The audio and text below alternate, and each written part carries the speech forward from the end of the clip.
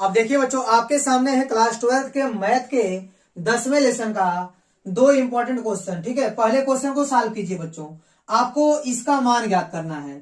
चलिए पहले क्वेश्चन को हम लोग हल करते हैं। ठीक है, पहले क्वेश्चन में क्या दिया गया देखिए, वेक्टर ए क्रॉस ब्रैकेट में है vector B plus vector C, फिर plus vector B cross bracket में है vector C plus vector A, फिर plus vector C cross bracket में है vector A plus vector B. अब देखिए बच्चों, वेक्टर ए का बी प्लस सी में गुणा करेंगे, vector B plus vector C में गुणा करेंगे तो vector A cross vector B हो जाएगा, फिर plus vector A cross vector C हो जाएगा, vector A cross vector C. अब देखिए vector B cross vector C मिलेगा आपको, vector B cross vector C, फिर plus vector B cross vector A, vector B cross vector A, फिर इस vector C का गुणा करेंगे, vector C cross vector A plus vector C cross vector B. ठीक है, अब देखिए बच्चों, यहां आपका है vector A cross vector B. ठीक है, अब देखिए यहां ए क्रॉस बी है और यहां बी क्रॉस ए है।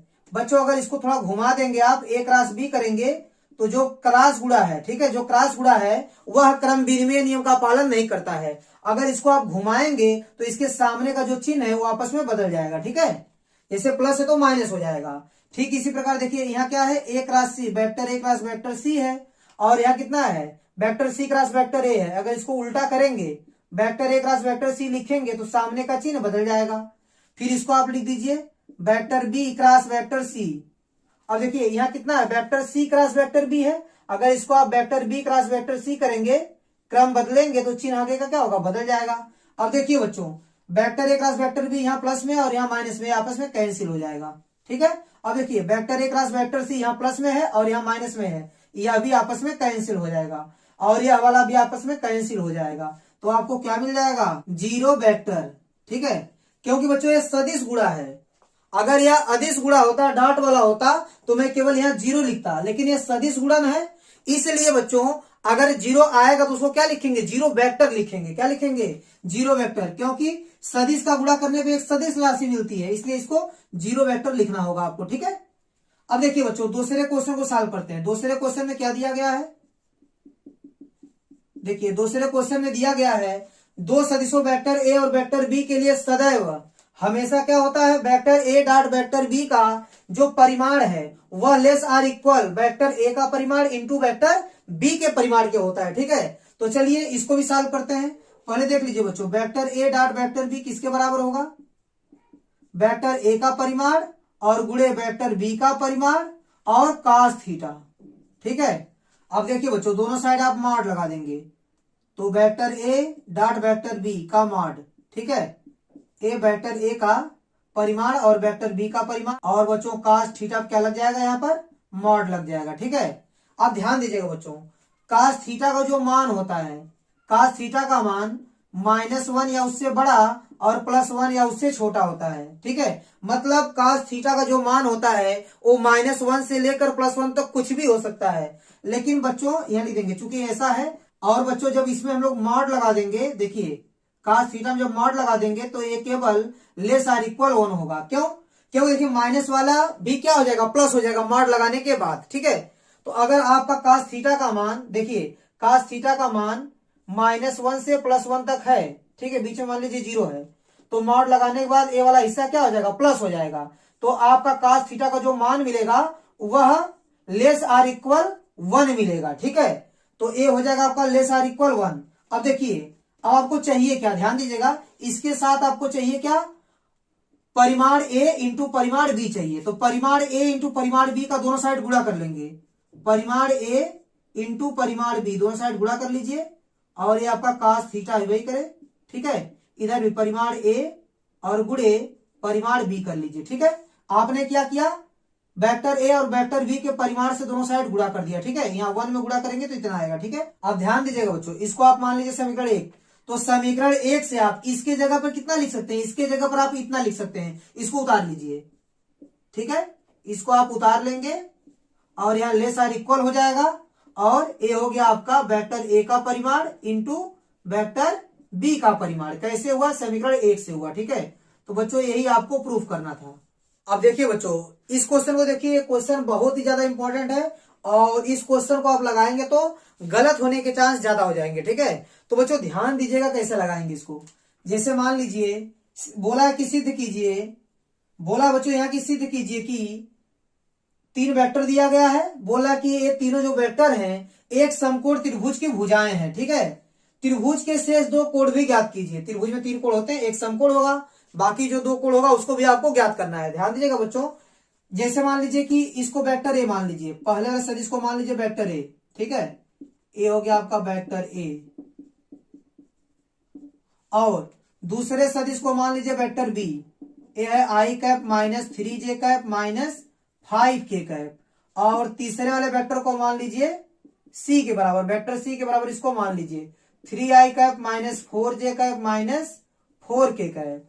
बच्चों ध्यान दीजिएगा, अगर आप वेक्टर ए और वेक्टर बी को जोड़ेंगे, ध्यान दीजिएगा, देखिए बच्चों 2i और 1i मिलके 3i, देखिए मिल गया, और माइनस j माइनस 3j दोनों को जोड़ेंगे तो माइनस 4j के बराबर हो जाएगा, और प्लस के माइनस 5k माइनस 4k के बराबर हो जाएगा। मतलब इन दोनों को जोड़ेंगे तो यह मिल जाएगा, ठीक है। तो इसका मतलब आपको त्रिभुज में कौन कौन सी भुजा एबीसी माननी है, इसका डिसीजन आपको इसी से लेना पड़ेगा, ठीक है। जैसे मान लीजिए एक त्रिभुज आप बना दीजिए, ठीक है, एक त्रिभुज आपका बन गया, ठीक है। इसका नाम है मान लीजिए ए बी और सी। देखिए इन दोनों का योगफल जो है सी के बराबर है, तो इसको आप मान लीजिए वेक्टर ए इस दिशा में और इधर मान लीजिए वेक्टर बी, ठीक है। अगर ये वेक्टर ए और वेक्टर बी है तो इसका परिणामी इधर से दिखेगा वेक्टर सी, और ये बात सही है कि वेक्टर ए और वेक्टर बी को जोड़ने में वेक्टर सी मिल रहा है, इसका मतलब इन दोनों का परिणामी जो होगा वही वेक्टर सी होगा। देखिए दिशा ऐसे डिसाइड करेंगे, वेक्टर ए की दिशा बी से सी की ओर होगी, और वेक्टर बी की दिशा सी से ए की ओर होगी, और वेक्टर सी की दिशा बी से ए की ओर होगी, ठीक है। बच्चों आपको यह प्रूव करना है कि समकोण त्रिभुज की भुजाएं हैं, तो इनका परिणाम निकाल लेंगे तो आपको पता चल जाएगा कि है कि नहीं है, ठीक है। जैसे आप वेक्टर ए का परिमाण निकालिए, वेक्टर ए का परिमाण मैं यहां निकालता हूं, देखिए क्या आएगा आपका, रूट में आई कैप के गुणांक का स्क्वायर, फिर जे कैप का गुणांक कितना है -1, इसका स्क्वायर प्लस के कैप के गुणांक का स्क्वायर, कितना आएगा आपका 2 का स्क्वायर 4 और 1 का स्क्वायर 1, 1 का स्क्वायर 1, 4 2 6, करीब 6 आएगा। और बच्चों आप वेक्टर बी का परिमाण निकाल लीजिए, ठीक है। वेक्टर बी का परिमाण कितना होगा, देखिए आई कैप का गुणांक 1, 1 का स्क्वायर, फिर प्लस -3 का स्क्वायर, और यहाँ कितना है -5 का स्क्वायर, ठीक है। देखिए 1 का स्क्वायर 1, 3 का स्क्वायर 9, और 5 का स्क्वायर हो जाएगा आपका 25। अब इसको जोड़ दीजिए, कितना हो जाएगा 25, और 25 10 35 हो जाएगा, ठीक है, करड़ी में 35। अब वेक्टर सी का परिमाण निकाल लीजिए, वेक्टर सी का परिमाण देखिए 3 का स्क्वायर कर दीजिए प्लस यहाँ कितना है -4 का स्क्वायर प्लस -4 का स्क्वायर, देखिए 3 का स्क्वायर 9 और 4 का स्क्वायर 16, फिर 4 का स्क्वायर 16, ठीक है।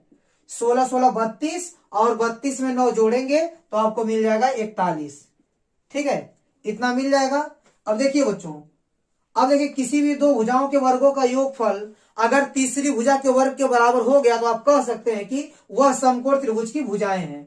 अब देखिए बच्चों, इन दोनों छोटी भुजाओं का वर्ग करेंगे हम लोग, इसे वेक्टर ए के परिमाण का स्क्वायर कर दीजिए और वेक्टर बी के परिमाण का स्क्वायर कर दीजिए। वेक्टर ए का परिमाण है आपका करड़ी में 6, इसका स्क्वायर कर दीजिए, और वेक्टर बी का परिमाण है करड़ी में 35, इसका स्क्वायर कर दीजिए। अब दोनों का स्क्वायर करके जोड़िए, इसका स्क्वायर 6 और इसका स्क्वायर हो जाएगा आपका 35, इन दोनों को जोड़ेंगे तो हो जाएगा 41। 41 को आप लिख सकते हैं करड़ी में 41 का स्क्वायर, और करड़ी में 41 का मतलब क्या हो गया, वेक्टर सी के परिमाण का स्क्वायर, ठीक है।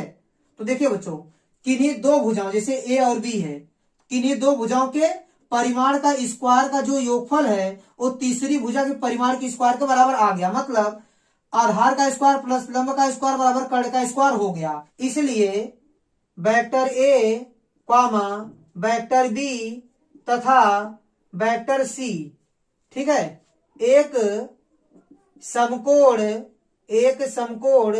त्रिभुज की भुजाएं हैं, एक समकोण त्रिभुज की क्या है, भुजाएं हैं, ठीक है। इसका मतलब बच्चों ये जो त्रिभुज एबीसी है वह एक समकोण त्रिभुज है। अब बच्चों इसका ध्यान दीजिए कि समकोण त्रिभुज है तो 90 डिग्री होगा कहां, देखिए कर्ण कौन है, एक कर्ण है, यह आधार और लंब होगा, क्योंकि लंब और आधार के स्क्वायर का जब हम लोग योगफल करते हैं तो कर्ण के स्क्वायर के बराबर आता है, तो इसका मतलब बच्चों एक कर्ण होगा।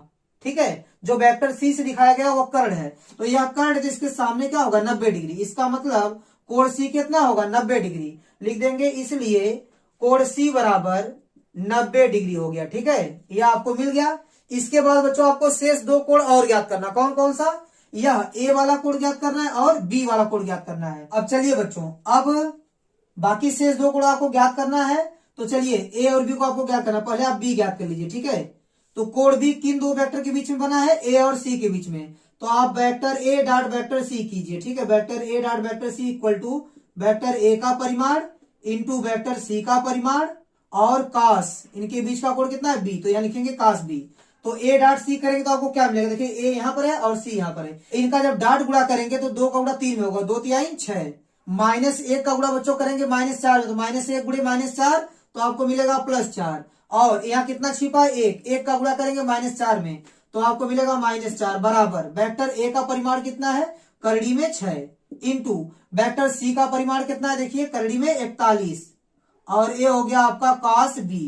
ठीक है, अब देखिए +4 -4 गया, अब देखिए बच्चों आपको मिलेगा 6 बटे गुणांक बटे में जाएगा करड़ी में 6 और गुणे करड़ी में 41 बराबर कितना है cos b।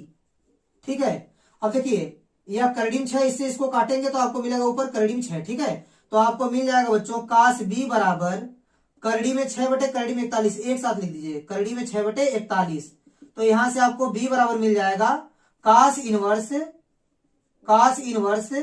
करड़ी में 6 बटे 41। ठीक है, यह आपको कोण बी का मान मिल गया। बच्चों अब निकालेंगे कोण ए का मान। ठीक है, अब देखिए बच्चों आपको कोण ए निकालना है, तो इससे मान लीजिए आप कोण ए इसको आगे बढ़ा दीजिए, इस वेक्टर को भी आगे बढ़ा दीजिए। देखिए अब बिंदु ए यहाँ मान लीजिए बिंदु ए यहाँ है। ठीक है, तो देखिए ये जो वेक्टर बी आगे बढ़ रहा है और वेक्टर सी आगे बढ़ रहा है, इनके बीच का जो कोण होगा वही कोण ए होगा। ठीक है, तो आप वेक्टर बी और सी के बीच का जो कोण निकालेंगे उसी को आप कोण ए मानेंगे। ठीक है, तो ये दोनों कोण में कोई अंतर नहीं है, तो बी और सी के बीच का कोण आप निकाल लीजिए। तो वेक्टर बी, देखिए vector B dot vector C बराबर वेक्टर बी का परिमाण और वेक्टर सी का परिमाण और कास इनके बीच का कोण कितना है ए। ठीक है, मैं इसको मिटा देता हूं। ठीक है, अब देखिए बच्चों इनका डॉट गुणा कीजिए बी और सी का, तो यहाँ आई का गुणांक है 1 का गुणा करेंगे, देखिए बी सी का गुणा करना है आपको, तो 1 का गुणा 3 में कीजिए तो आपको मिलेगा 3, फिर -3 का गुणा -4 में कीजिए, माइनस गुणे माइनस प्लस 3 चौको 12 तो +12 मिलेगा। ठीक है, इसके बाद देखिए -5 का गुणा -4 में कीजिए, माइनस माइनस गुणा करेंगे तो प्लस मिल जाएगा, माइनस का गुणा माइनस में करेंगे तो प्लस मिल जाएगा, 5 चौको 20 आपको मिल जाएगा +20 बराबर वेक्टर बी का परिमाण कितना है करड़ी में 35 और वेक्टर सी का परिमाण है करड़ी में 41 और ये है आपका cos a। ठीक है, इन सबको जोड़ेंगे बच्चों तो आपको मिल जाएगा 35। ठीक है, और ये गुणांक आ जाएगा बटे में करड़ी में 35 गुणे करड़ी में 41 बराबर cos a।